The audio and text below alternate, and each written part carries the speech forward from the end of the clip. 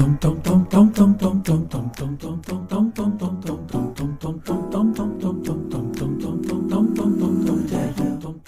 you do your best Australian accent? Yeah. Hi there. It's Dave and John. Welcome to Dadville. We're glad to have you. I can't do the Australian accent. I get. I can do British. Yeah. I feel like. Yeah, you do. You can. Right, I can do British. Yeah, you can do British. Well, It gets real lazy, right? right. That's right. It gets real. I Cockney. It's not going to live in a. We're offending so many people. But why can't I do British? I don't know. Oh, you mean Australian? I mean Australian. Yeah, you Freudians live there. People listening were like, no, I'm with you. I don't know why you can't do British, but you're sure trying. Man, Australia. So some of the backstory with our guest today that's fun, that are fun facts about John and I, especially John, is that both of these blokes are Aussies. Mates? They're Mates? Aussies, yeah. That's the only thing I can say in Australian. Baby. I can say mates in mates, Australian. yeah. That's it. But both of these guys are from Australia. And fun fact you might not know about John is John has spent a lot of time there. He's taken his family twice now. Man, let's think about this. Luca has been 3 or 4 times. Is it really that many times? Yeah, Livy's been twice. Okay. Because some of you might know Bobby Lee Stamper. He used to be in my band. And his wife, Lauren Stamper, or Laz. Lozzie. We all went to school together, or university, as they say, yeah. and became best friends, and we loved them. And so we've been over there many, many times. I think I've been over there 6 times. How long have you been for for a month? 3 or 4. Okay, so it is a lot. The first time we went over there, actually Luca's first birthday was over there, and we spent 2 months. Yeah. And we spent Christmas there. Holy cow. That was a big swing. Take for that, the family. Yeah, Take that. Sorry, Mom. Hi, Dan Under. So this one's Andy and I've been for a week, which was such a fun week. This is pre-kids. So there's an affinity. There's an affinity for the Aussies, for the island. Oh, I just love it. Here's the thing. We always go to this place called Cronulla, and they have, I probably say this in the interview, but they have just such a great pace of life. Yeah. And they also have it coupled with great coffee. Yes. Which those are my 2. Which feels like it's going to contradict, because once that caffeine hits, how are they so laid back when they drink so much coffee? Yeah, there it is. Yeah. Wow, we should have asked that. But these, if you are at all in a church or you sing any kind of hymns or church music, Hillsong, because they are synonymous with just amazing, huge church music, and especially current hymns, kind of like the songs that if the young the kids they're putting out like our current hymns. Yeah, exactly. Some really amazing music. And so 2 of these guys, actually the 2 of these guys, the only 2 guys we are interviewing succinctly, are a part of those songs and have had a lot to do with a lot of those songs, and are also dads. One of the things that was fun for me as I thought about this interview is I just didn't know. I don't know, John. Are Australian dads the same as American dads? I would like to think so. That's why I've gone down there so much, to kind of observe and take notes and then come back and study. In the habitat. Yeah. Yeah. Look at these dads living in the habitat. Sidebar. So these guys, true to Australian form, if you get a chance to go, and John can really speak a lot of authority to this, it really is. Going to Australia is so much fun because it just feels like everybody are the coolest people you've ever met. Like, they're so chill. They're so fun. Yeah. They're always down for like hanging and laughing and tickling and surfing in that order. Here's the thing.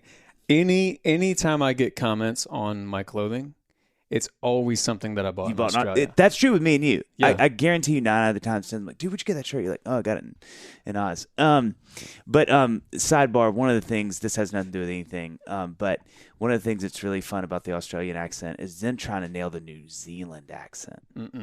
Because that's a lot of bed head idea. Fred, did you get any bed last night? That's not bad, actually. I should have done this for a living. It's not bad at all. But it's not bad. It's terrible. It's not bad. It's not bad. Idea, Dave. Idea, Brett. So anyway, this was a really, really fun interview. Scott and Ben were both really true to form. Very, very, very funny. And I can't remember which one, because one of them was in L.A. at the time. Scott. So Ben had to get up at, Yeah. wasn't it super early in the 5 morning? It was like a.m., 5 in the I think. morning Yeah, there. It was yeah. still dark. Yeah, we caught him sleeping a couple times. Yeah, so if you don't hear him speak for a little while, he is sleeping. He was asleep. So, not the first guest. Not the first guest. And we should add, and I think most importantly, one of the reasons that we wanted to have them on is they have a book that they've put out, a children's book, which is really, really great. And fits obviously what we're doing really well. So we want to give a little shout out to that. John and I reprimanded ourselves before we recorded this intro because they're always too long, and this one is maybe even longer than all the ones we've done. But I'm just making it longer. But the book is great. But we don't want to rehash what's in there. It's called What a Beautiful Name. It's a really great book. We don't want to rehash what we talk about in there. That was John's big takeaway. He was like, Dave, we can't do an intro where we just talk about everything in the actual podcast, which this is long, but we actually didn't do that. I will give us credit for that. We didn't. Yeah, we did. Yeah. So we got half of what we wanted to accomplish. You know what, guys? Let's make it short and don't repeat ourselves. We're going to really double down on not repeating ourselves. But, yeah, so anyway, it was fun having these criminals from the criminal island on to Dadville. They're great guys, great dads, and really, really great songwriters. So this was sort of a 3 for 3 for us. So enjoy your time in Dadville. So this is a big first for us here at Dadville for a couple things. First, we have interview by committee, which I like. It's 2-on-2. It's a 2v2. It's a doubles match. Which is exciting. We've never done an interview with 2 people before. Yeah. Ever. Yep. So you guys are the test run. So happy to be a first. We're happy. Yeah, and we've only prepared questions for one of you. Yeah. So let's just kind of start there, and we're going to throw it out, and it's just chum in the water. Whoever gets there first gets to answer it. Absolutely. We FedExed you guys each a button. Did you get those? Yeah. Got it right here. The big blue one, right? Yeah, that's it. The other thing that's exciting about this is the first time we've had some Aussies. This is the south of the border. This is the first time we get to have some genuine, real Southern people. Good accent. Yeah. Very, very Southern. To that point, though, I remember about 10 years ago when I moved to America, and I was a novelty, but I feel like we're an infestation now. Don't you feel like Aussies are everywhere? No. I mean, honestly, we don't get enough. I mean, Ben, probably where you are, yes. Yeah, but, I would say especially where Ben is. Yeah, we're a dime a dozen. No, I can't get enough of it. I love the accent. Now, this is a dumb question because I think I'm going to be disappointed, but is our accent, does it do anything for you guys? Do you like the American accent? Now that you mention it, I find it quite emotive, very stirring. Oh, that's kind of you to say. I have this whole theory, by the way, sidebar, maybe this is a terrible way to start this thing, but I have this whole theory about why when everybody sings, it sounds American. Yep. And I think it's because, stay with me. This is me riffing. I think it's because pop music started in the States with blues, right? And then as it traveled everywhere, especially across the channel, if you will, across the pond, as the Englanders picked it up, they only were mimicking what they heard.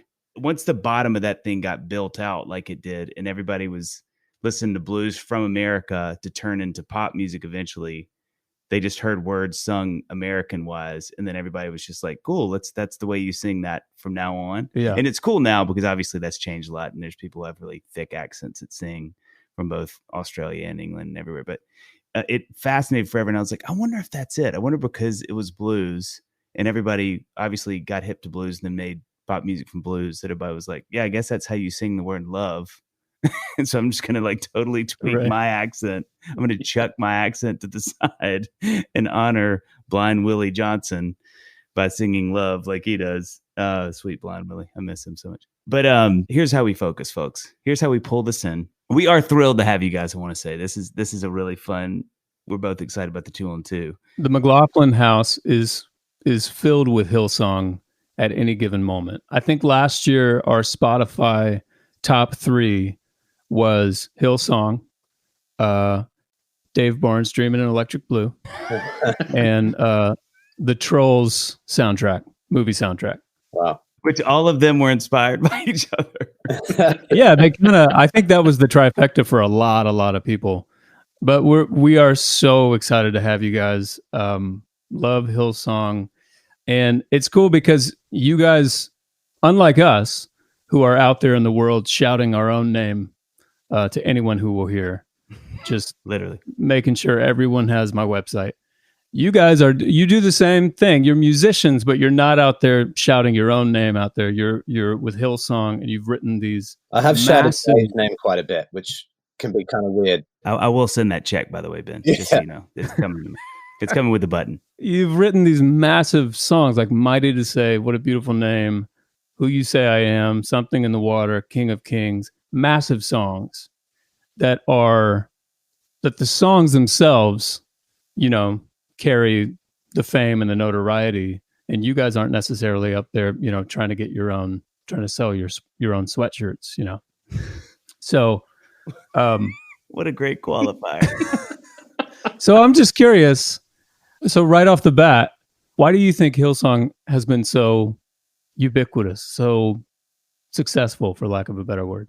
Well, I mean, I think the first thing that comes to mind is I don't know.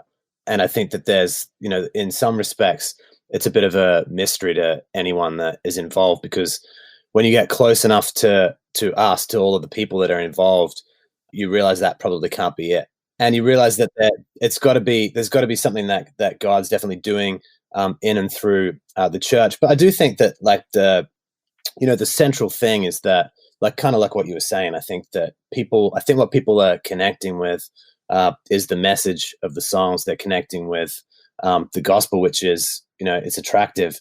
And I think if we're sort of getting out of the way as much as we can and leaving people with that central thing, then I think it can be a timeless thing as well. It's definitely something we talk about a lot, though.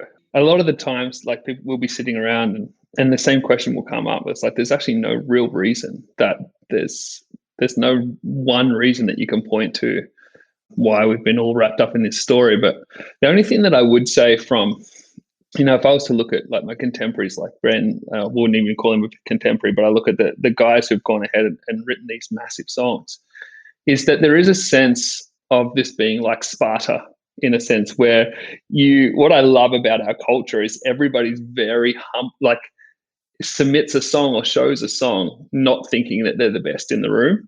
And there's something about the standard that reinforces the standard. Does that make sense? You're not walking in going, I have the Sauce Boys. Wait till you hear this. Wait till you hear this one. Wait, small aside. Were the Sauce Boys the competitors for the Spice Girls? I did get an email They back opened the up 90s. on every tour that they had. That makes sense. That just makes didn't sense. hit. Didn't Were they quite spoiled? hit. But there's got to be, and I'm jumping ahead here because we want to go back and talk about childhood and all that kind of stuff. But as musicians, though, there's got to be a part of you that says, because the music is amazing. I mean, there's lots of worship music out there. There's lots of it. And it's all, written, maybe not all, but, you could have a heart of gold, right? And write a song, and it might just not be the greatest song. So is there a part of you guys that feels some kind of tension with the musician inside and also sort of the pastors inside, where it's the musician wants to be well, yeah, I mean, this music, guys, I think I do have the greatest song today. You wait till you hear this bridge, wait till you hear this melody or whatever. You know what I mean? Is that at all taboo to be well, let's downplay the music? We were in LA and we were doing some writing before I think it was the week before we were going to record 2 albums ago. And I remember Ben, as humble as he is, we were sitting in our house and Ben's like, I've got this song that I've written with Ruben. And then I remember he showed us the demo of Who You Say I Am. And I remember Brooke and I going, because, I mean, we were listening through probably 30, 40 songs, Ben. And then that was one of them. And I remember everybody was Brooke and I were yeah, that's a really great song. It's a really great song. That's great. But if I was going to be completely honest, within the 30 or 40, it's not we gave you the reaction, Ben, that I feel the song deserved. And then it was the next morning when it was about an hour before we were due to go into the studio and start recording. And I put on the same demo CD that might have those 30, 40 songs. And Who You Say I Am came on. And it was this demo. And it hit me like a ton of bricks. And I pulled the car over to the side. And I called Brooke. And I was like, do you remember the song that Ben showed us yesterday? And she's like, oh my goodness, I was about to dial you and I'm listening to it now. The song is incredible. She's like, this is the first song, because this is the first song that we have to record for this album. Like, this has to be the standard setter. So it's funny because they did have the song, and then they came in and showed it amongst the 30 or 40 songs. And he was just like, all right, well, that's great. I feel like there's something, Ben, as humble as he is, he's like, I feel like there's something there. And I felt like it deserved a better reaction than what it got initially. But then it went on to be you say it. Did you feel like that, Ben? Do you remember when everybody was listening to it for the first time? You remember thinking like, okay, I thought that would get a little bit more of a reaction.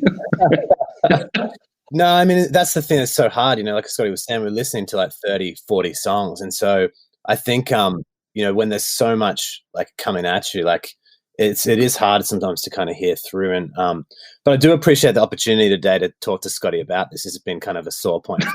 This is the whole reason so I'm why glad we're you here. guys could be here to kind of help counsel us through this. Yeah. We're only going to use feeling words and colors. Okay. Yeah. If you need to, an animal to represent how you feel, and that's fair play too. Okay.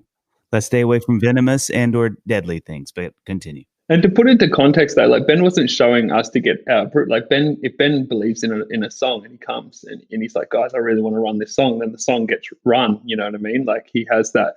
So he wasn't showing for approval. He was just showing like, this is what we had. But it was just funny that a song that has been so wide-reaching, it's such a massive song, was caught up in this demo phase where it's like, no, that's a really great, solid song. Kind of, there's nothing wrong with this song. And it was only when we singled it out on its own that it became the song that we all know it is today.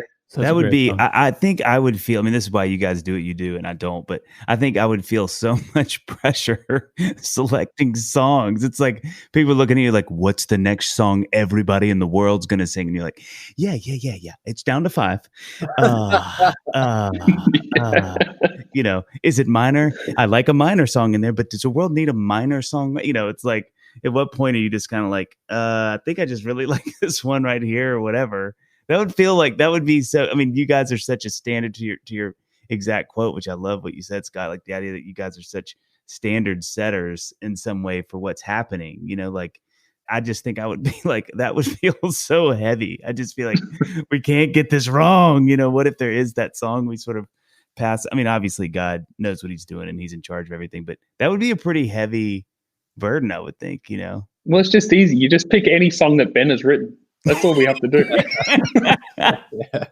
But we've definitely missed songs. The other one that comes to mind is Cornerstone, which now is like one of the great songs that have come out of our church. But I remember the first time we did it, it was like it was led in church, and it was okay, and we did it for a few weeks, and then we like all kind of got together, and Ruben was like, let's just pull the song. Everyone's like, I think we're making the right choice. So the song got pulled out of church, and it wasn't till about 4 months later, we were doing like a recording for a chapel project that we were working on, and we were looking for a new song to put on it, and we were like, we should do that song Cornerstone. And Ruben was like, no, like he's like, once bitten, twice shy. He's like, we're not doing Cornerstone. Cornerstone's finished, and we did it, and it just something like happened in the room. It was amazing. And then the next weekend we did it back in church again. The whole church is singing it, and I don't know what happened. Same song, but it just it caught momentum. It caught like, I don't know, you could say like maybe God did something like breathe on the song, and but it just took on this new life. That is crazy. There's so many of those I did. Oceans was the same. That Oceans, Hillsong Ocean song. That was the last song to make the album. And it was only, I remember it sat around for a while and it didn't have finished lyrics. And it was only Michael Guy Chislett, who produces the album, talked to Joel, and he was like, you need to finish this song. There's something on this song. It was the last song to be finished for the album, and it was the last song to go on it. It almost wasn't wild, right? That's one of my favorite songs, of all time. That's a great song. Okay, let's go back we always like to kind of get a flyover of, childhood.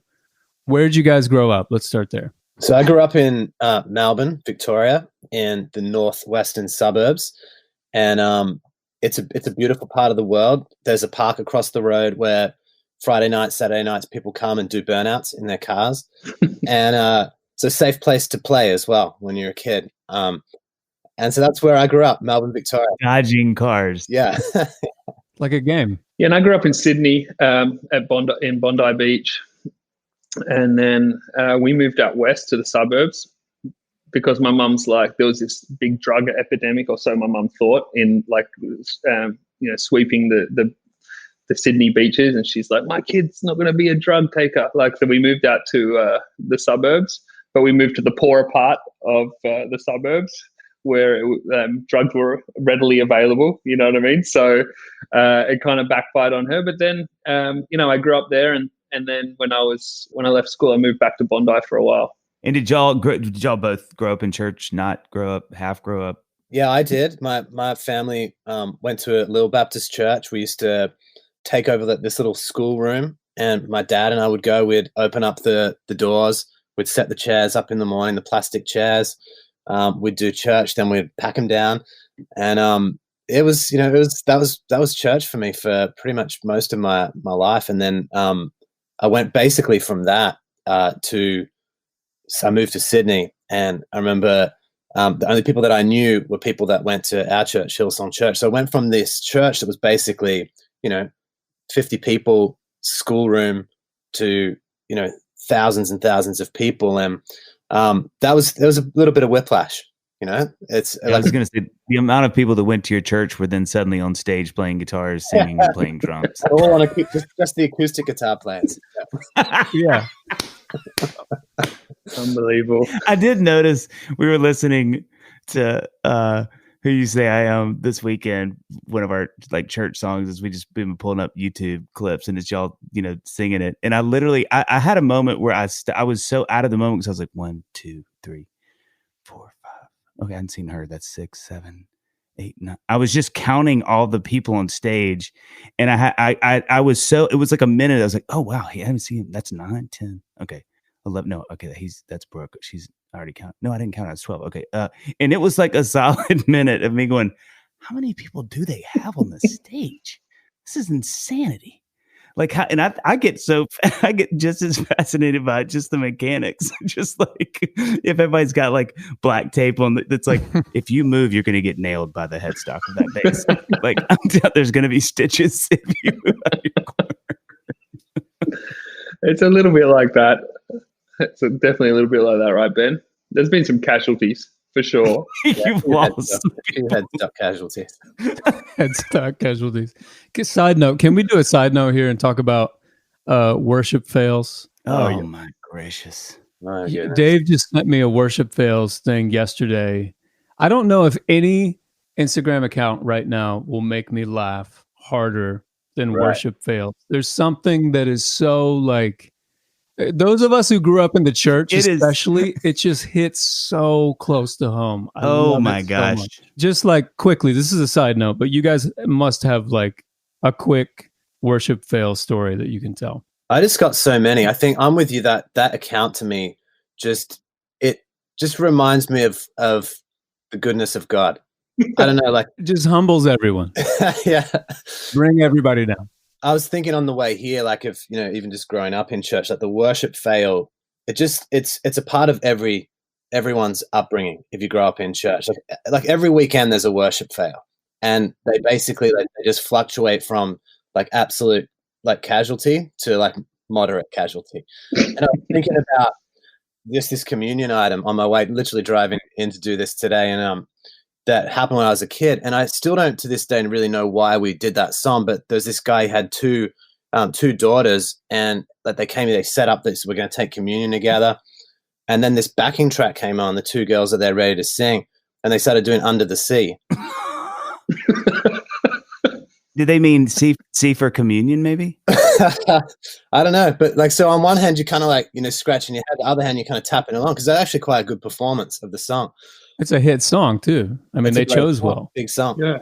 It's not like they went with like an original that they had just worked on or something. No, no, it's proven song. You could have literally given me 50 guesses, maybe 100. I mean, legitimately, you could have said, "I'm going to give you 100 guesses." You could have given me even the year. You could have been like in 92, whatever that was, 89, and I would have guessed. And the cash prize as well. You're like, your house mortgage gone. You get it? You could have even given me it's aquatic themed, and I still. Good Lord, that's funny. God, you know what? Sorry, I have to say this. You know what else I love about those moments? God, it just makes me laugh because I'm a preacher's kid who grew up in church. So this is like so many things are happening. But the other moment I love about that, the other thing I love about that moment rather, is that there's so much confusion for a kid. You're feeling so many things because you're like, they can't play this under the sea. This is terrible. Life would be better done. And you're kind of moving. You're like, oh my God, is it a sin that I'm sort of celebrating this song? There's so much conflict happening in one part.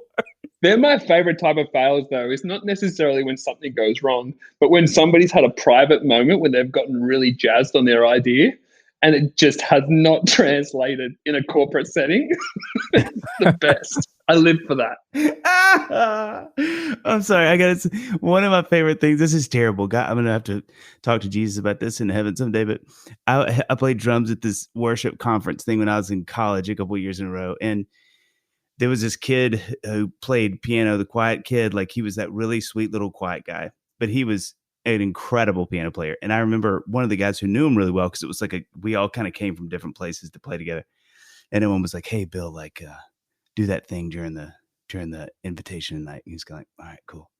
And we're all like, what's he going to do? And he was like, just wait. And so he's playing these really, he's like, and if the Lord is stirring in your heart, and you kind of hear the piano start playing. And I was like, is that the theme to Gilligan's Island?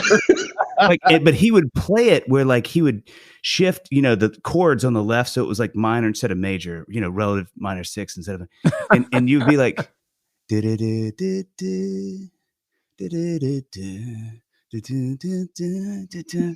so every time he did the invitation that weekend, it would be like Sanford and Son, the Jeffersons, some American show that you knew if you were listening, but if you didn't, people out there like, and it was like, I felt so bad and I enjoyed it so much. And I had so much respect for him. It was incredible. So Scott, did you grow up in church too? What was y'all's story? No, I didn't. I didn't grow up in a house. Like there was no faith in my house. When I found church, I found Hillsong, and I didn't mean to find it. They're just, I used to skateboard every second that I wasn't in school, and there was no good skate parks around where we lived. But on a Friday night, there would be this like youth thing that would build, like basically bring out all these ramps in this car park.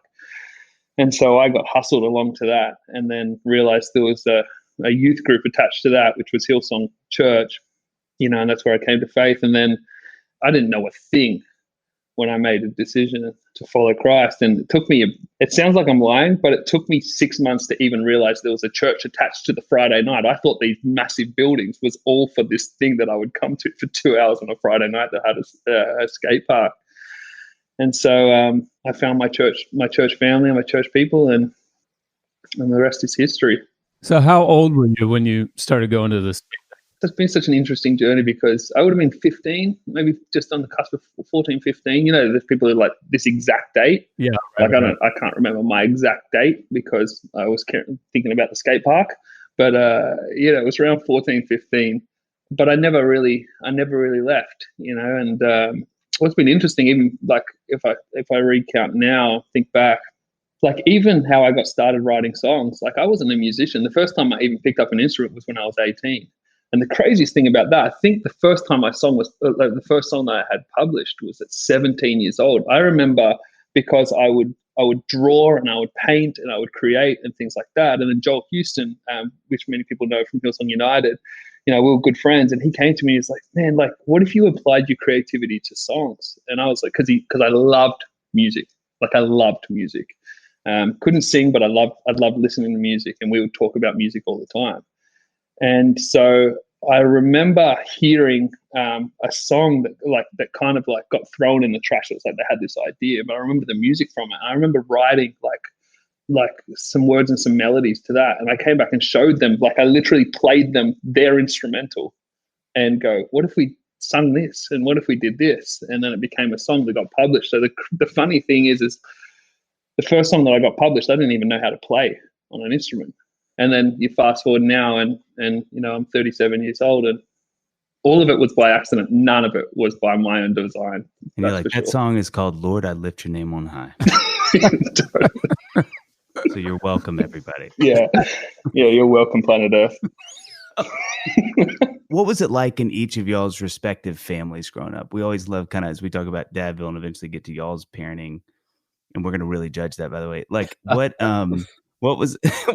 were each of y'all's sort of family units like? Like what was the dynamic? What was the relationship with your parents like? You know, that kind of. My mum and dad, we grew up in the same house. They're still there. Oh, wow. Yeah, they probably live, I reckon, within, 5-10 minutes of where they grew up as well. So my family's very much like they're based in the same area. All my aunties and uncles live nearby. And so I was sort of the first person to defect, leave the family bubble. Yeah, so, mum and dad, like we were a close family growing up. My dad was an engineer turned teacher, and my mum was a primary school teacher. So education was a big deal in my home. And my mum cooked like pretty much most of the time up until I can remember I was about maybe 6 or 7 years old, and dad discovered the kitchen. And from that point on, he'd try to dominate the kitchen, but he only had one dish. And so I remember like coming home and I'd walk in the door and I could smell the smell of that my dad was back behind the stove, and like literally like fear and like sadness would fill my soul as I could smell like what he would do is every night he would take minced meat, he would add a tomato sauce of different types. That was the variety. That was the X factor, if you will. And then frozen peas and carrots always added. And my dad loves a bargain, right? So he loves something on special. So he would go to the shop, and depending on which tomato sauce was on sale, that's the one we would have for the week. And same with the peas and carrots. So sometimes they were minted, which was kind of a nice little twist. Was there a name for this particular dish? He never named it. I think like he was happy for us to name it under our breath. Sure. Well, it sounds like it's ever evolving and changing. So to name it, it's like hitting a moving target. Yeah, exactly. I just love that your two emotions were fear and sadness. Those are two such succinct emotions to feel at the same time about food. Oh, that's really funny to me. Holy cow. Was the external family, like, were they around too? Was it kind of like the village vibe, like where with everybody living so close together? Yeah. So we would get together on the weekends, normally like one day with my mom's family, then Sunday nights with my dad's family. So that was pretty standard growing up. We played a lot of cricket. That kept the family together and tore it apart at the same time. And like sport was a massive deal, like growing up. Australian rules football in Victoria is huge. We just call it Australian rules football, not the World Series, because it's only played in Australia. I submit to how ridiculous that is. Continue. It was a lot of fun growing up. What about you, Scotty? Well, we actually could not have more different upbringings. So my parents separated when I was 2. And so I wasn't that close to my dad growing up. We had some mental illness and stuff to deal with in the family, which we didn't know about until I was older. So that was always a confusing time. But my mom, I was really close to my mom. I still am to this day. Like I'd speak to my mom. My mom lives in halfway across the world, and I would speak to her every day. Like it would be uncommon for me to speak to my mom. And I had a sister, so it would be my mom, my sister, and myself primarily most of the time. And then I would see my dad, every other weekend. And my dad had a lot going on, and there was no like physical abuse or anything like that. It was just distance, but he was awesome. Like I actually learned a lot from my dad, good and bad. But the good stuff was like my dad was such a builder. He was such a creator. He was really good with his hands. So like he was a civil engineer, but then on the weekends he'd just have these jobs where somebody would be like, "Oh, could you build me a boat dock?" And he'd just work out how to build it. He's that kind of guy. So I remember, growing up, going on odd jobs with my dad, but learning all of these things. And actually, I've got a lot to credit to my dad for my curiosity. So, and then, neither of my parents were Christians. And then, I'm grateful that I found church at the age that I did. I think had I not just church, obviously Jesus, but more so to the church community became like my extended family, and I had lots of good role models in church, and I had a lot of people that would just like families that would just keep me around for no good reason. They'd just be like, "Hey, we're cooking dinner on the weekend. You want to come over?" And we're like, "Great," But it'd be like my friend's 60-year-old dad that invited me, not my friend. So it was amazing, and I've got a lot to credit to my church community. I really, really do. That's one of the things that I think is so profound about the church as a group of people.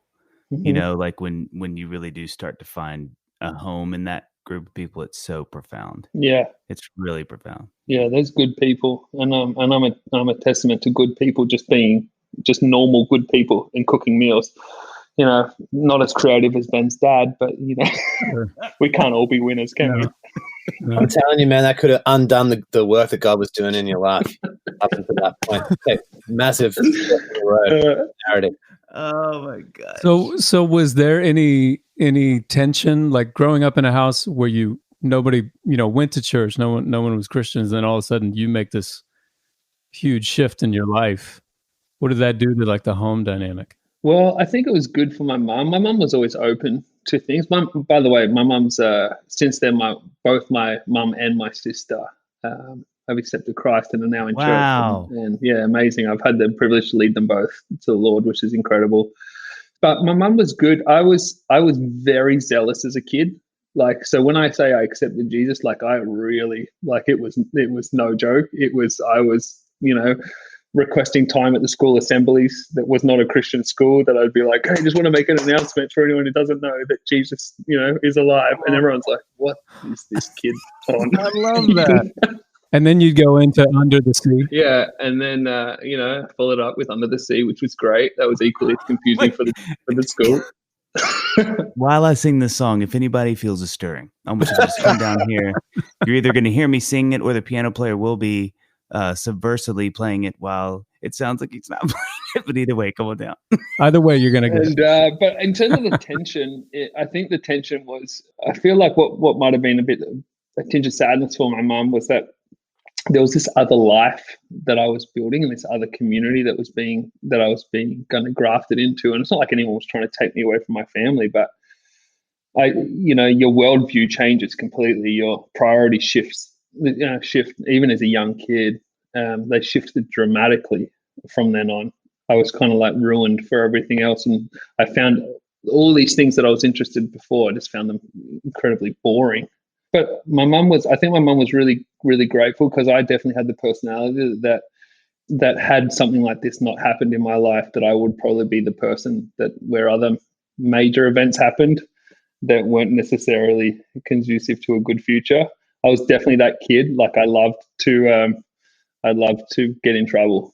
So I think my mum was half relieved, and then there was this noticeable, well, I don't really know what my son does with his life when he goes out, because I don't fully understand what's going on the inside. That's got to be so weird, because at this point, my kids are young enough, and they're still at the point where like I kind of know everything that's going on in their life. Like if they say some kind of random thought, I can kind of connect the dots and be like, "Oh, I bet she said that because we watched this one movie and I overheard this when she was playing with whatever."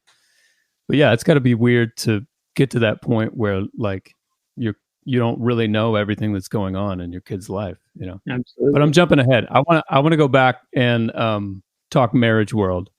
So you guys are both married. My wife and I, we've been married for 14 years now.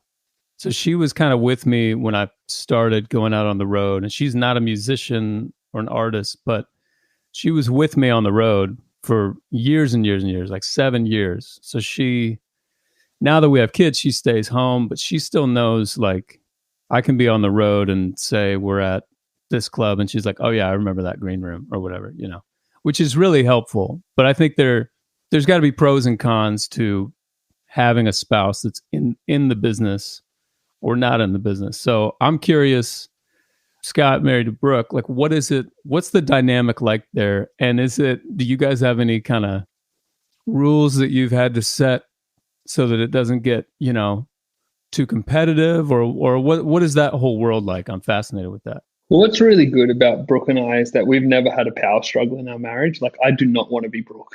Like I don't want everything that she has to deal with. Like, it's just never been my lane to run in. So for context, yes, I write songs, but that's where my involvement in music like stays. I don't play on a stage. I have actually no desire to.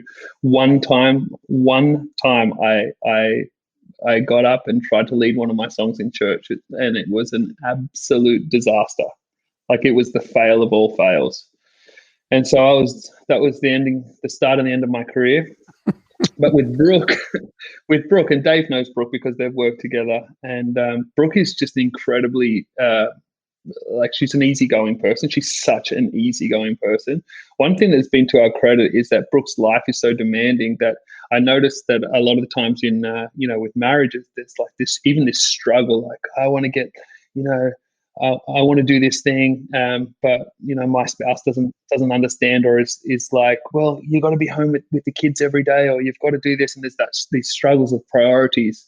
We've never had that because Brooke's life is so demanding that if I need space, she's like, absolutely. Like, there's been so much give on either side that it actually works really well.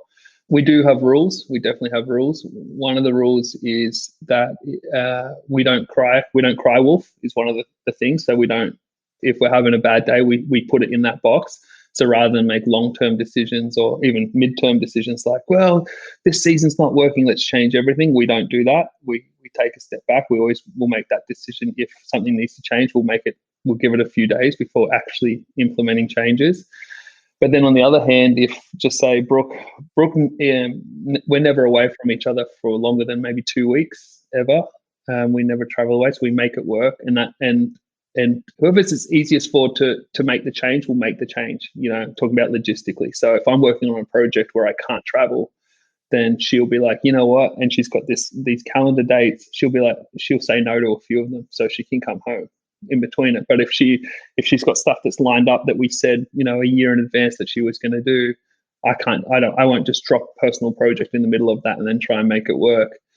And then the last thing that we do have is that this makes sense in context if you know Brooke personally and how actually easygoing she is as a person, is if either of us was to ever ring each other up and be like, she could be in South Africa and she's just like, I need you, I'd be on the next flight out.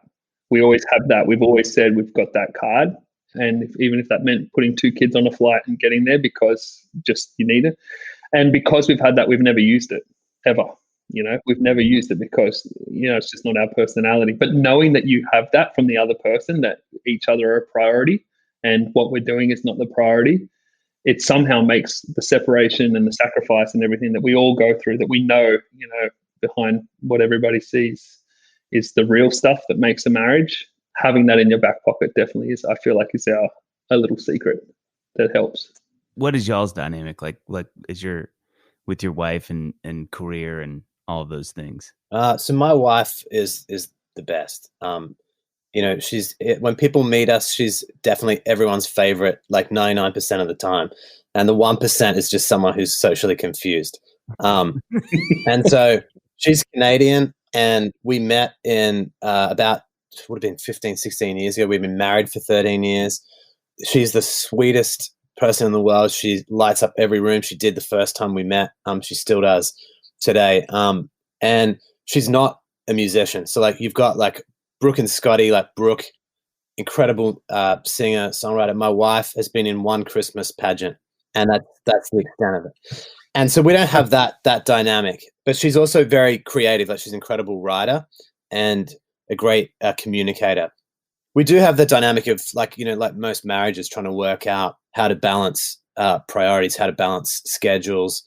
And for me, she's been such an encourager and believer in my music and writing and everything that I've been put in my hand to for that during our marriage.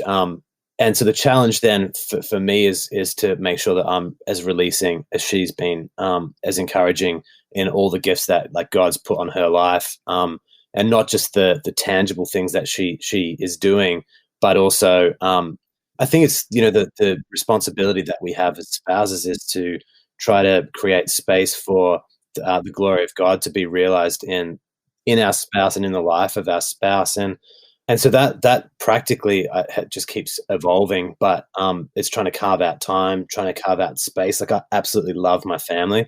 Like I love my kids. Like that to me is like my reward at the end of the day, is to get time with them. And, I think that side of it's actually been kind of cool too, because like I love that time. So that can create more space as well, in that dynamic as well.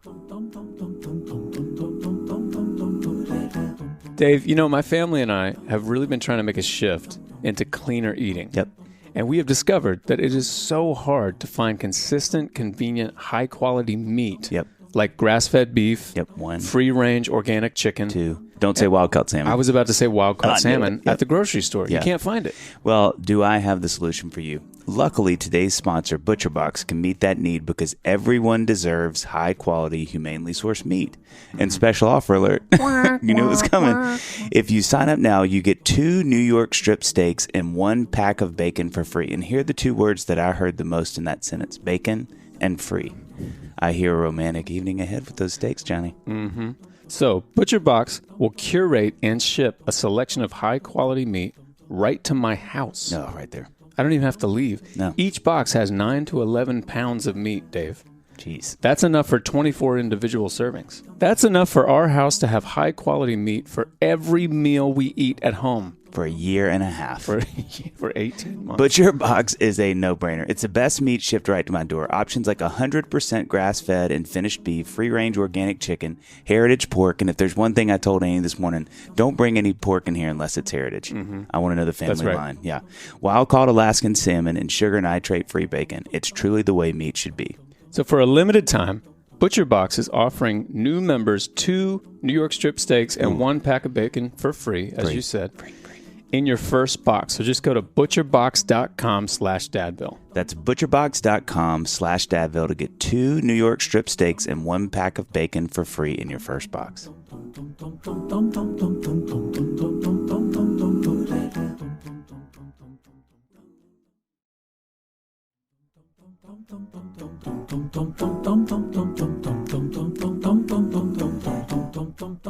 There was, I'll never forget, this is one of the most profound things I've ever heard. A couple years ago at church, the women's ministry leader at our church got up and she was addressing Sunday school, like it was a collective Sunday school meeting, like where all the Sunday schools come together and sort of there's one Sunday school for that morning instead of, the ones across campus or whatever. And she said, men, I want to talk to you for a second, because it was kind of like an update on what's going on in the church and how we would be doing Under the Sea as a special music thing. And she just wanted everybody on board. But after she talked about that, she she said, something I would love, I really need you guys to understand, especially as husbands, is the women's ministry is a really important thing. And I think a discipline that you guys are going to have to really understand is it is for you creating time and encouraging your wives to go participate in this ministry will be a discipline and a sacrifice. And it's not something that you need to sort of encourage them on the side, but that you need to be really active in creating that space for.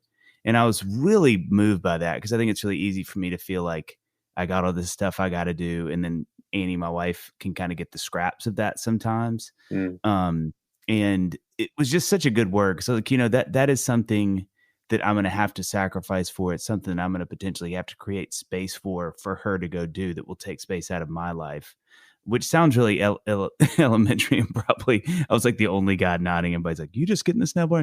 But I remember it being really profound. And it's something I've really lived by. Like, I know Annie wanted to do this Bible study. She's done 3 different Bible studies where she's taken girls from freshman to senior year of high school. And, she was going to do another one. And that's, it's a pretty big commitment. And I just heard that. And I think if I hadn't, that'd have been a lot harder of a decision for both of us than going, you know what? No, like I need to create that. That's going to cause some sacrifice for me, whatever. But I think that's really beautiful. So speaking about families, work, and this thing, how has this year, Scott, we kind of talked about this a little bit before. Can y'all speak to how this year has affected your families? Like what are y'all thinking about now, having been home and having been, I'm assuming y'all have you stayed in the States, Scott? Have y'all gone home? No, we're in Orange County. Yeah, that's what I thought. So what has that been like for both of y'all's families, and what are some of the big takeaways that y'all have felt, especially in sort of, around the family unit? Well, here in Australia, it would have been March, April. Like we went into like really heavy lockdowns. Every workplace is closed. People are at home. You pretty much can only travel out for limited essential purposes. And so, what was like, obviously there's a lot of fear at that time, and I remember going up to the store just to buy groceries and walking in and feeling like this sort of, I guess it's kind of an anxiety just about going, wow, like this feels kind of heavy, like people are stressing out, and it's just like a wild time. So you had that on one hand, but then, we'd go down to the park, and because you're allowed out to exercise, that was an essential purpose. And so we'd take the kids out to just run around. And what was kind of really beautiful at the same time, so you had this kind of extreme sort of fear and anxiety, but then on the other hand, like looking around the park, there's all these like family units that I'd never seen together in that park. And they're playing, like they've got out, like, people are learning how to play bocce. Like people are like learning all these like kind of new family games that they used to play in the 60s. And there it is in the park, this beautiful picture of all these family units. And I remember Carolina saying like, man, this is kind of cool. Like, I hope we don't lose this on the other side of whatever, is after this COVID thing. And I know for our family dynamic, like we were never the homeschooling types, but this has confirmed the fact that we are not the homeschooling types. We did a season where, we had like our guy Harps, who's 8, he's in grade 2 at school. He's there, he's on the laptop, he's doing his schoolwork. Then we had the other two, like they're 4 and 2 at the time. And so it's just absolute mayhem. We're trying to get things done. It's like, let's just say the quality of teaching, it wouldn't be government approved.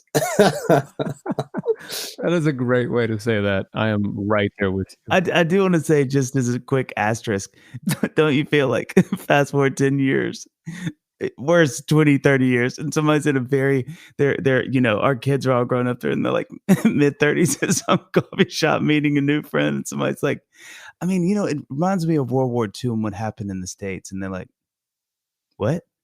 Yeah, like World War II do you know that? No, I don't know what that is. So like, oh, wait a second. When would I have learned that? Yeah, that was the quarantine for us. Oh, no, it's okay. It's okay. You should go back and read about that. Like, that was pretty massive chasm in education.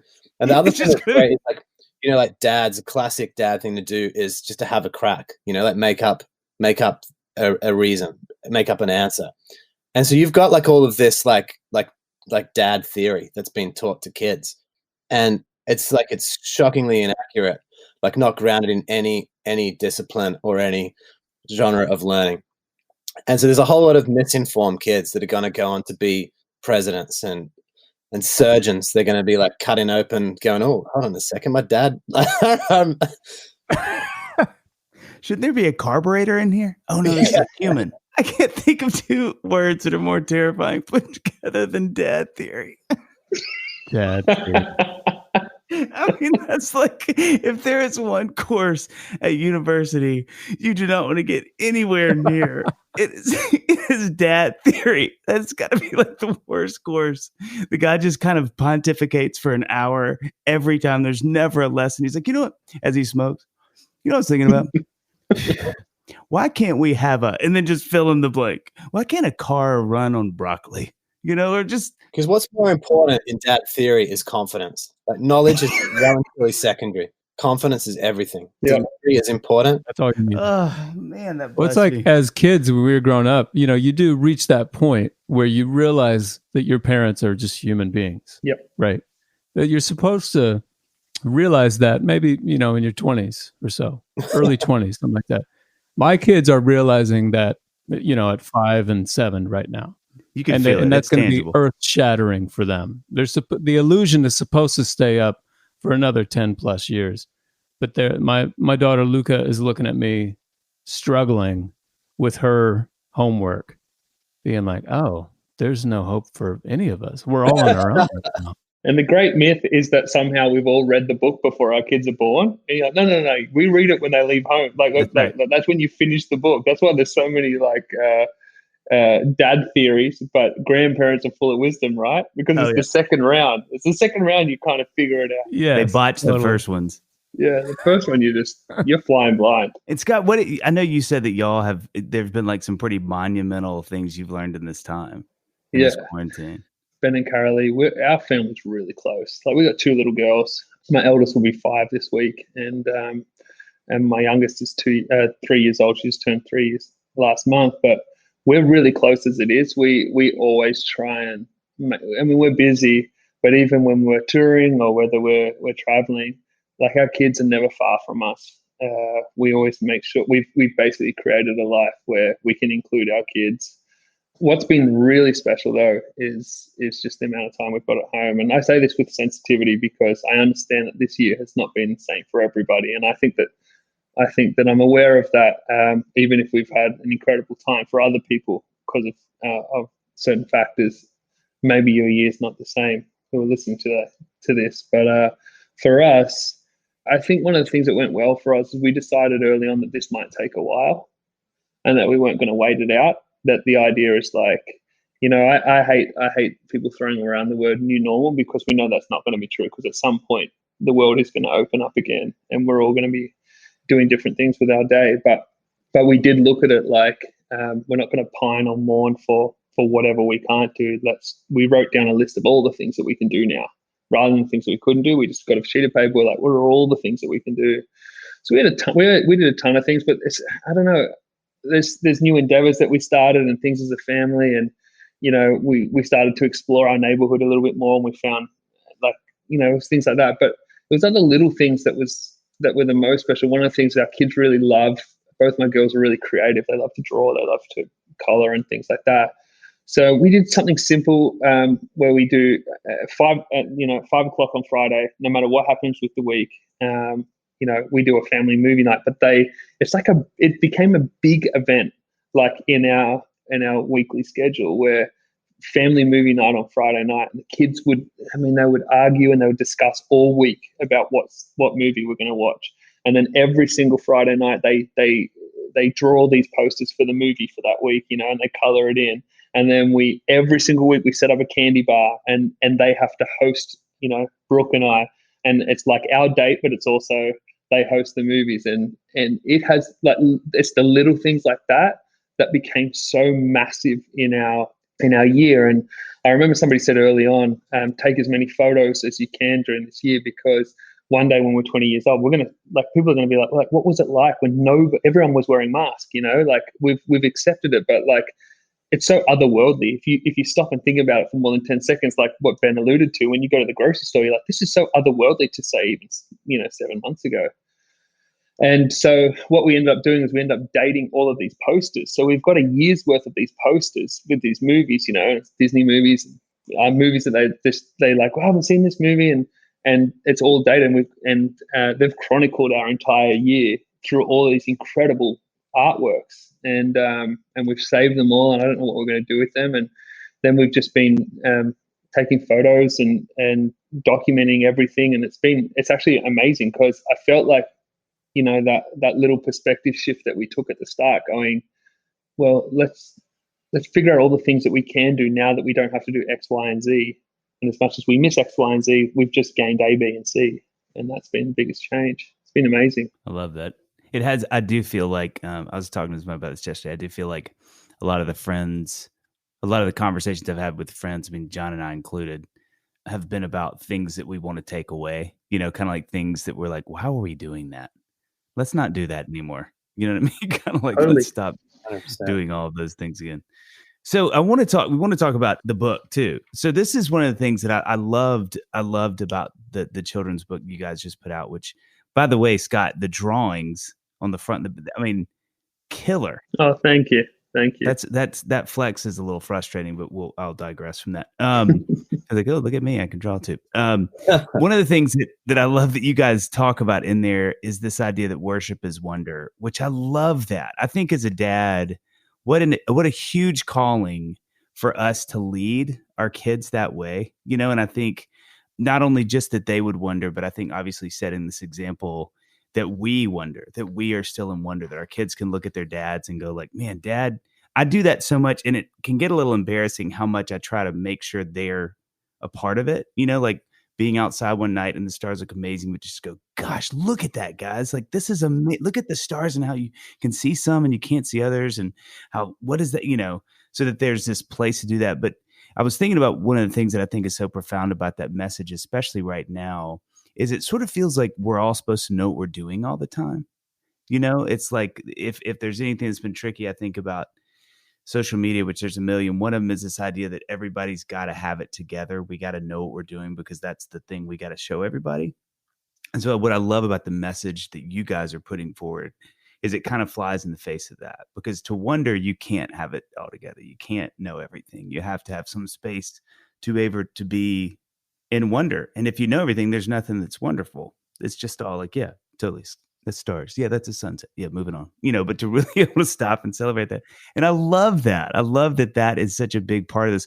What kind of got y'all to that thought? What led you to for that being one of the sort of ideas of the book? Well, I think for all of us, that we have seen like the benefits of like generational leadership, like, and that's a massive part of our environment, is making sure that the generations coming up underneath us are well set up, that worship is taught, that the gospel is taught, that it's easier for the generations coming up behind us to catch on to the things of God. And I think worship is a huge part of that. I think the songs that we sing are a huge part of that. For some of the reasons that you're saying, I think worship just blows out our minds open to the possibility of God and the character of God. And we discover that the more we get to know God, the more we don't know about God. But everything that we do discover is good. And that the more we dig into his grace, for example, the more gracious we discover God to be. And so I think songs play a part in that, because I remember like being little, leaving church and not remembering a lot of the things that I was reading or people were speaking, but walking out singing the songs and singing little phrases, some of them that didn't fully make sense. So one example is "As the deer panteth." My friend used to call it the deer and the panther. I just assumed he was right. I was like, that's a sick song about animals. Like, I love it. But you think back like on those songs that we sung growing up, and they taught me about God, about the character of God. And so for us, like as songwriters, as people who are passionate about worship, we wanted to take a song that's significant to our families and to be able to put it in a format where we could help our own kids discover a little bit more about what that song's about and the God that it's written about. God, that was preaching, and you really got me with the panther thing. Like, I'm never gonna hear that song the same. So we had our friend Andy Grammer on a couple weeks ago. At the end of the podcast, at the end of the interview, he asked us a question, because he has his own podcast, and he, at the end of every interview that he does, he asks, "What's the most spiritual experience you've ever had?" My answer was having kids. I think for me, having kids and now being a father has like so informed and sort of like filled in some of the little blanks with my relationship with God. And it's sort of given me this other way to see it, Does that at all inform the way you guys write now that you're both dads, both obviously writing the book, but also songwriting? I would actually absolutely agree with you that I'd be hard pressed to find a more spiritual experience than having daughters. It shifted everything for me.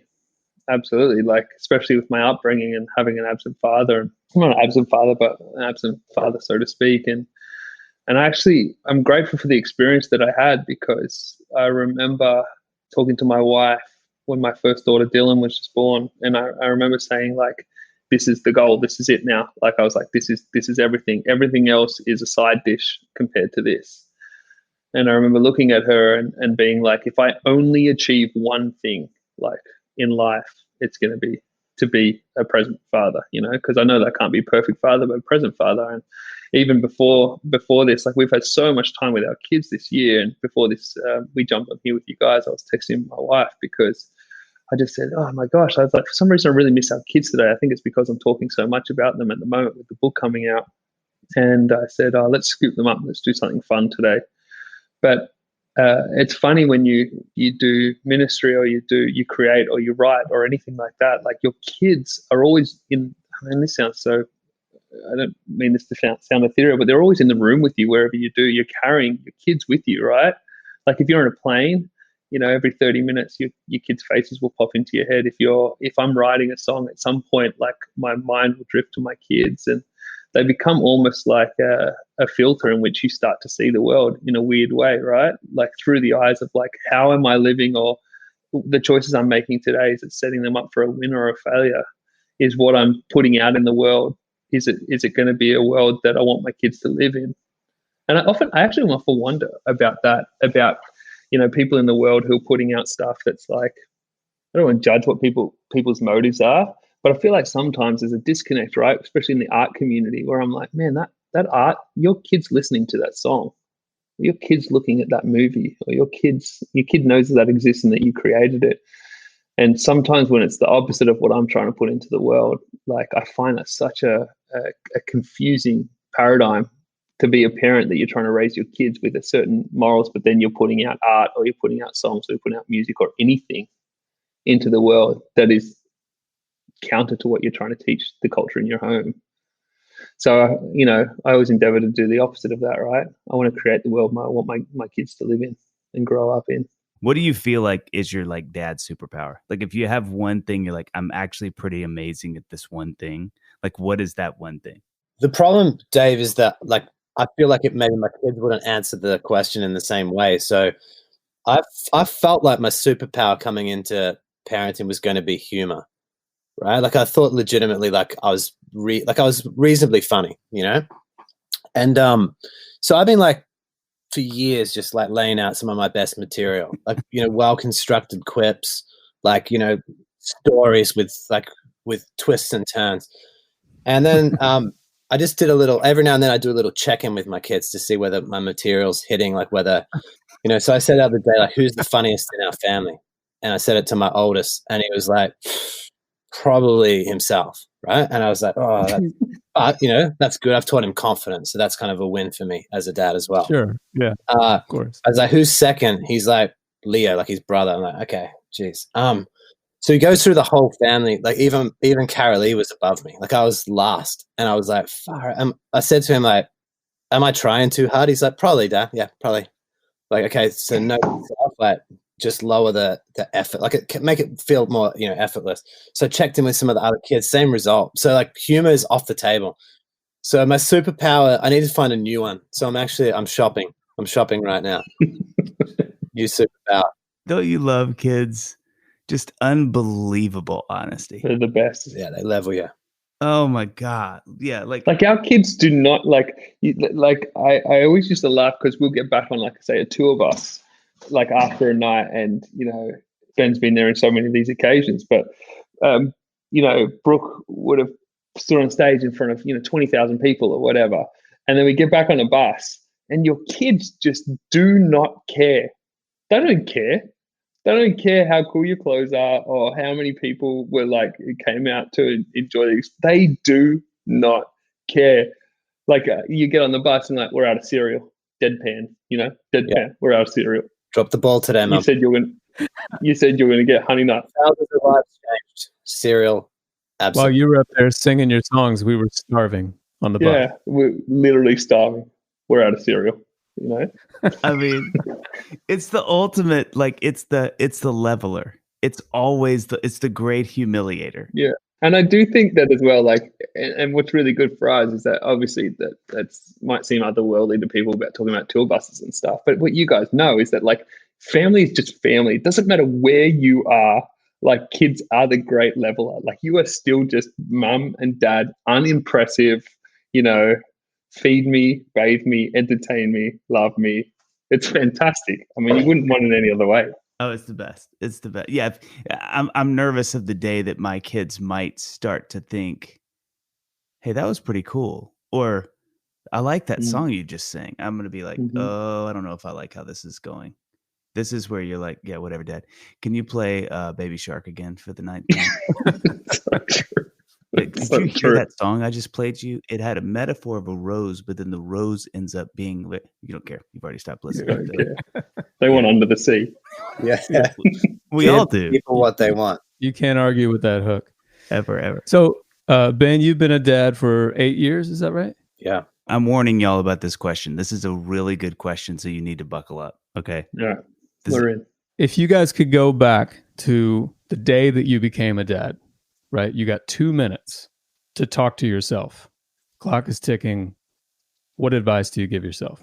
The truth of it is, John, I don't really know that I know a lot more now than I did when we started out. You know, I think like those first 2 days, and you guys are laughing, but it's kind of true. You know, those first 2 days for me as a dad, like I remember just being absolutely wrecked. Like I felt like my heart had just been blown wide open, and I felt like, you know, kind of what you were saying before, like it's an incredibly spiritual experience because I felt like I kind of had this like new understanding of like the heart of God for everybody, for people, and I would probably tell myself just to relax a little bit more about, you know, we had been reading like a lot of books about parenting and trying to prepare, and, you know, and I felt like every book said something different. I was getting more confused the more I read, and I just kept telling like Carolee, I was like, I think, you know, at least we're trying. Like that puts us in like a good, you know, we're in the upper, you know, quadrant because we're putting effort in here.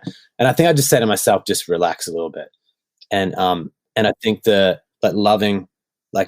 loving my kids, like, and individually loving my kids, like working out what it is that that makes them, you know, who they are, and giving them the space to just develop and to develop empathy and to develop all of the beautiful characteristics that are in them already, and just bringing them to the fore, and then loving Carolee, you know, like just keeping that priority, you know, creating that space to keep like romancing my wife, because like my boys, I've got the oldest two of my boys, and they watch that, and so like my oldest, he wants to, when he was about 4, he was like, I want to take you on a date like daddy does to my wife. And so he came out one night, he's dressed up, he's got a hat on, he's got a tie, he's got a jacket, and I was like, geez, he's showing me up. Like he's dressed so well, he's got a little wallet with $20, and he takes like Carolee down for sushi. And I was like, you know, now looking back on that, I'm like, the impact that just the way what I do, the way I carry myself is going to have on my kids, you know, just to be really intentional about the sort of culture that I'm creating in our home and the sort of things that I'm bringing into it. By the way, just a quick aside before you answer, Scott, just to encourage both of y'all, I love that you both have said that word culture in your home, because it really, that's such a good word. Like I can't highlight that word enough for everybody who's listening, including myself sitting here now. It's the truth. As a dad, you know, you're one of the 2 culture creators of your home. You know, life is either a response, or I feel like, you know, we're either trying to create and initiate or responding, and there's seasons for both. But I do think that is such a good word. I love that. That's so fun to see the simpatico of both of y'all using that word, because it's so true.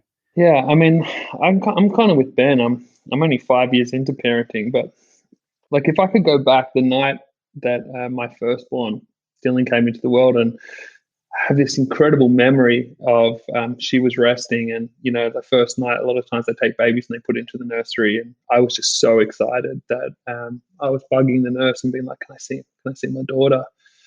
And Dylan was asleep in those little like kind of plastic, you know, bucket things that on the wheels, you know, that they wheel them around in, like a shopping trolley in the hospital. And so she goes, well, why don't you walk your baby in that, like, just because they like, you know, walk her around the ward, and she'll be rocked to sleep. And so I was there, and I was just pushing that little bucket on wheels around, and one of the nurses who was on call, I think she had recognized who Brooke was, and she knew that we were Christians and stuff. And so she actually came and she walked with me for a little while, and it was just so nice. It was probably 1 or 2 in the morning, and it was really quiet in the hallways. And I remember she turned to me at one point, and she goes, you know, we'd been talking for a few minutes, and I told her how, you know, over the moon I was, overwhelmed, but just so excited. And when she turned to me at one point and she said, you know what, like, just know that like kids are designed to survive amateur parents. She's like, it's how we're designed. And she's like, so don't worry about it. Like, we're all designed to survive amateur parents. And I remember in that moment feeling such relief, because obviously every new dad will always testify about how overwhelmed you're, like, oh my goodness, like The only thing, and so if I could go back and talk to myself, I'd remind, what she said.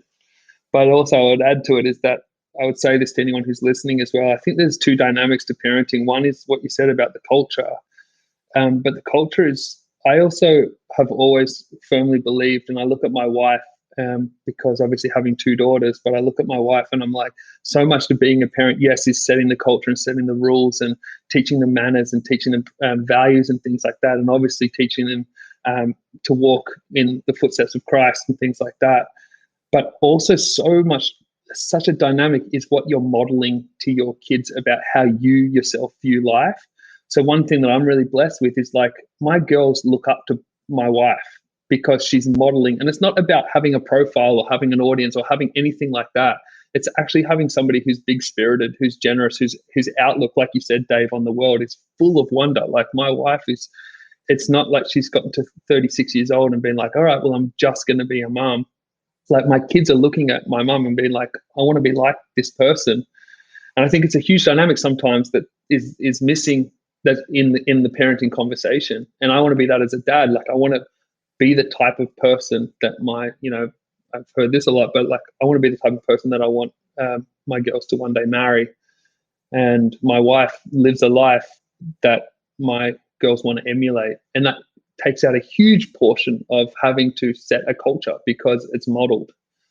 And so I feel like that's the only other bit of advice I'd give myself from going back 2 years is just to continue to live a life that models the type of person you want your kids to be, not just teach them the type of kids that you want them to be or the type of people. Yeah, I definitely think that I put too much importance on like what I'm going to say in this moment, just things that I say. And I think in general, I'm like, my kids aren't really listening to what I'm saying, but they're looking at what I'm doing. Mm-hmm. They're gonna remember that for sure. Totally. But that 2-minute, speech that I'm giving them right now, they're not listening. Totally. Like Ben didn't teach his son how to take a woman on a date. Yeah. He showed his son how to take a woman on a date, and he never had to use the lesson. Yeah. God, that's profound. All of this preaches, but I think, man, does that really preach? Oh my God, does that preach? I think as dads, just literally the things you do, which is exactly your point, John. We talk about this a lot. I know you and I, but I'm always like, I feel like I'm giving some speech that I'm impressing myself as I say it. I'm like, I am nailing every sentence. Like literally, like everything I've said is amazing. And then I get done and they're like, did you say we're having pizza or hamburgers? And I'm like, it's so true. But then, just to be reminded that, what a beautiful story, Ben. That challenges the crud out of me. I should probably stop doing karate at night. The kids are starting to pick on. I do solo karate at night, and that's something I do want them to pick up on. Plus, is there anything Saturday? That's actually been a huge blessing in my life. Yes. Yeah, you're welcome. I've taken a lot away because you do it out on your front porch. I do. I just realized that we've come up with two really sad words together: dad theory and solo karate. I don't know if there's anything that's sadder than those two words. Which, side note, you talk about how you're feeling about your own speech, but one of the great things about parenting is when your spouse, or when I'm doing it, when I catch myself, I'm kind of in the middle of a speech to the kids, and I'm getting a little tripped up a little bit. And Amy will just Amy from across the room will just kind of like look up at me and be like, no, what else? Where are you going with that? Go ahead. The kids have been gone for 3 minutes. You're still sort of talking to the corner of the room. Yeah. Amy's like, sweetie, the kids are at my parents this weekend. You're like, it's a dry run. This is a dry run. I'm just trying to get everything situated. Just working some material up. Dress rehearsal. Oh my gosh. Or this is happened to me too, where I nail some fact. They're like, Dad, how did this happen? I get done, and Annie immediately is like, none of that is actually right. Kids, come over here and let me tell you what really happened. I'm like, World War II. I knew I should have remembered more about World War II. You tuned Daddy out immediately, but I actually got this one right. Oh my gosh. So we kind of have two last questions we sum up these interviews with. These are two of my favorite questions, and I'm pretty sure John came up with both these. But so each of y'all tell me this. So What is the thing that will make you feel like a successful dad? Like, what's the thing? Well, I don't know. Like every night, I pray over my boys and over my daughter, and probably just to see those prayers come to fruition in their life. And like I pray that they would be like strong of heart, that they would be courageous, that they would know the right thing to do, and that they would have the confidence and courage to do it, and that they would love well, and that they would be loved wherever they go. And so ultimately, like, I think I just want to see my kids full of life, like full of possibility, and in environments where they're encouraged and that they're given opportunity. So to me, I think, like, being planted in a great church is really important, and building community around our family, like great aunties and uncles, unofficial aunties and uncles, but that, like, teach, and again, like, kind of model like a way of living that is going to like expand the worldview of my kids. If that's happening along the way, then I feel like that's kind of success. Yeah, I mean, there's not much more that I could add to that, to an answer like that.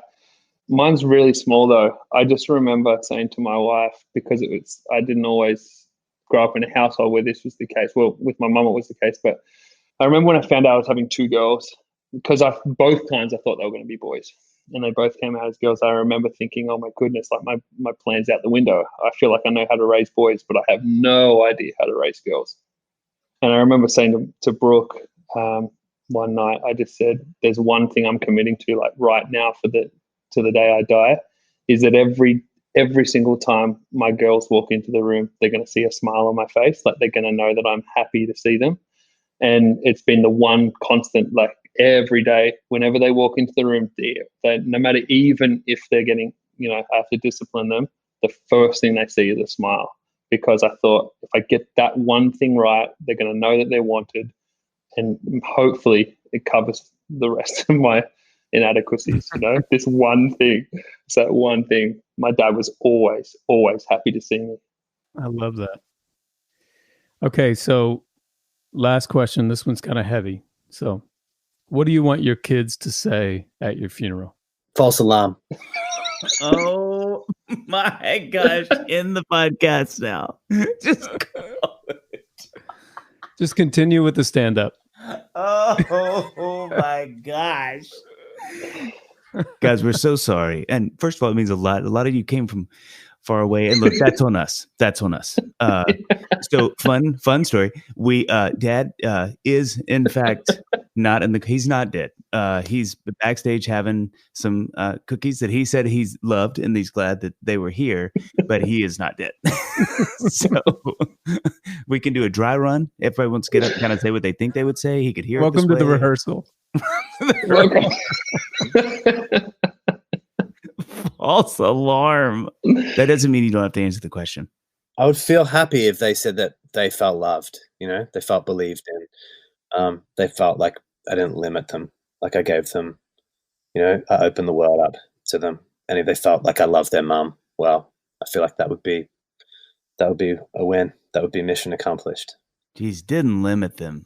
What a profound statement. Yeah. Good night. Yeah, that's incredible.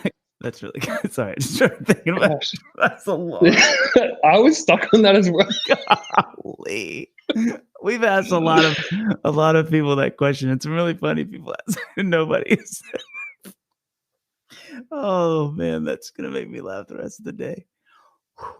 I hope that my kids say that who probably, I would say this for both myself and my wife, that who people think we are publicly, that we were the real deal behind doors. I know that a lot of time in ministry, a lot of kids grow up and that's not always the case. They're like, unfortunately, everyone loved my parents outwardly, but inwardly, home life was a lot different. We've always said that not ministry starts in the home, but our ministry is our home. Everything, it spills out from there.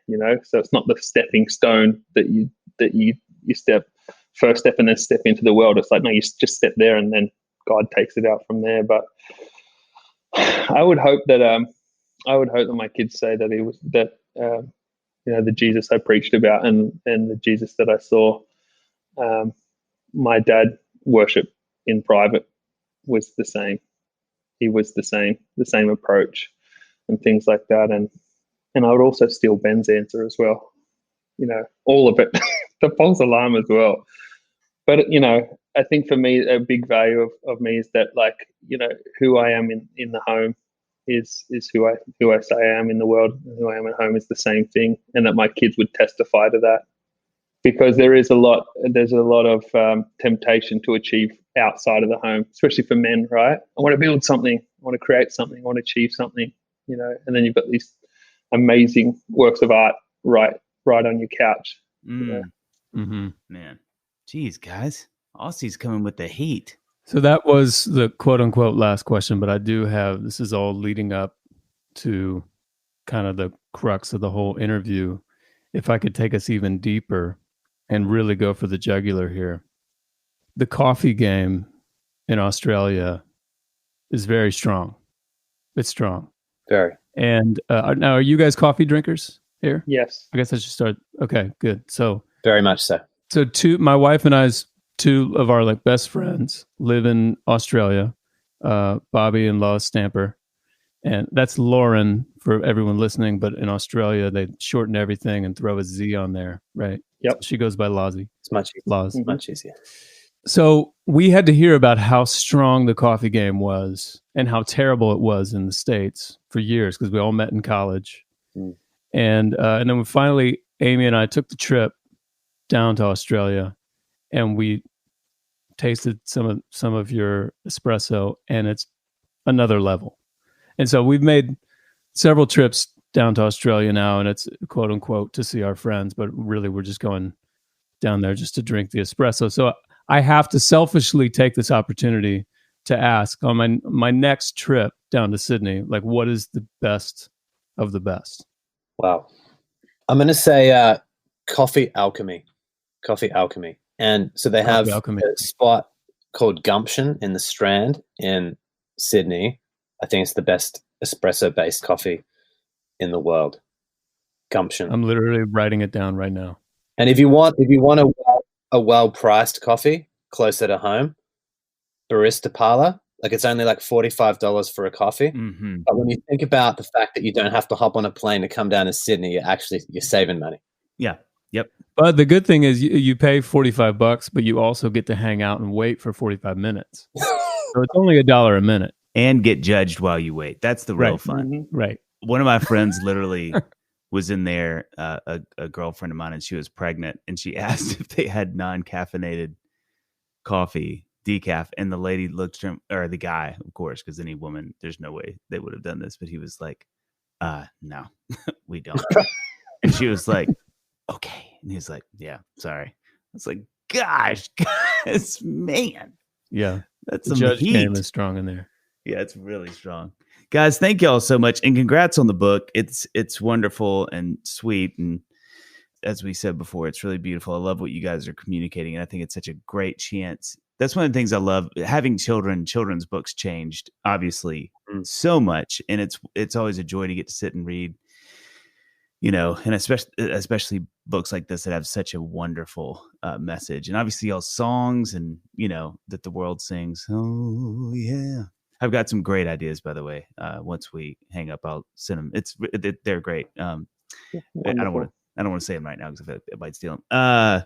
But yeah, thank y'all so much for hanging in your time. And, yes. And I mean, Ben, what is it? Still 4:30 a.m. there? What is it? It's actually 5:30 now, so it's great. I'm starting to come up. Beautiful. Are you ready for the interview now? Yeah. Just tell me when we hit the spot. That'd be great. I do have this nightmare that I'm going to get through one of these and look down on the little red buttons, not doing it. I'm like, what?